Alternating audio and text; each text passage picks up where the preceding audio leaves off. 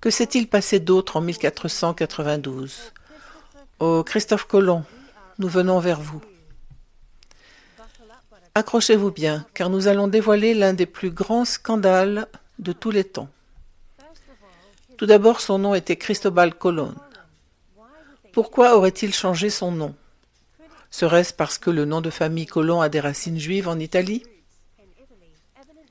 Des preuves montrent que Colón était italien et non espagnol, et son vrai nom en est la preuve. Et c'est en 1492 que les Juifs ont été expulsés d'Espagne et ont dû pratiquer leur religion en secret. Il existe en fait des preuves convaincantes que Christophe était un Juif caché qui pratiquait sa religion en privé et menait un plan directeur. Les Juifs qui refusaient de se convertir au christianisme ont perdu leur maison. Le 29 avril 1492, l'expulsion des Juifs d'Espagne a été annoncée publiquement et c'est également ce jour-là que Christophe Colomb s'est vu confier la tâche de trouver une nouvelle route maritime entre l'Europe et l'Asie, et ils ont utilisé les fonds provenant des maisons qu'ils avaient prises aux Juifs. Et ce n'est un secret pour personne qu'il a consulté des astrologues juifs pour déterminer l'itinéraire qu'il allait emprunter. Et quelle coïncidence, sa route était opposée à sa destination initiale. Et Luis de Torres, qui était le bras droit de Colomb, lors de son premier voyage en Amérique, fut également persécuté pour se convertir au christianisme ou être mis à mort. Christophe Colomb a-t-il trompé l'Église catholique? On nous dit que les gens ont fui vers l'Amérique pour échapper aux persécutions religieuses. Qui étaient ces gens? Seraient-ce les Juifs? On dit que l'histoire est écrite par les vainqueurs.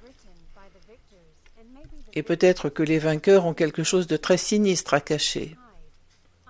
Je vous encourage tous à réfléchir par vous-même. Et je vais vous guider avec une citation directe de Christophe Colomb. Je ne suis pas le premier amiral de ma famille.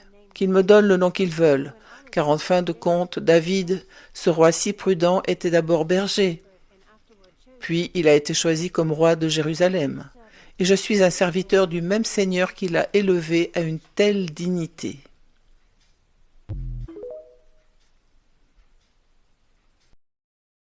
La puissante famille qui s'est installée ici, sur les côtes américaines, est la famille Collins.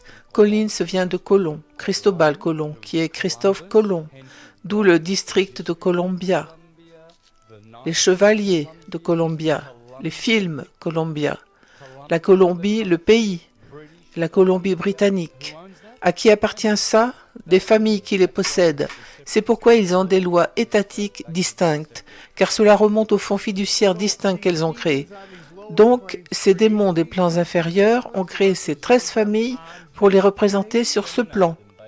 Ils les ont inséminées. En gros, c'est pourquoi ils disent qu'ils ne peuvent pas se marier avec des roturiers et qu'ils doivent garder la pureté de leur lignée. Ils les ont inséminés.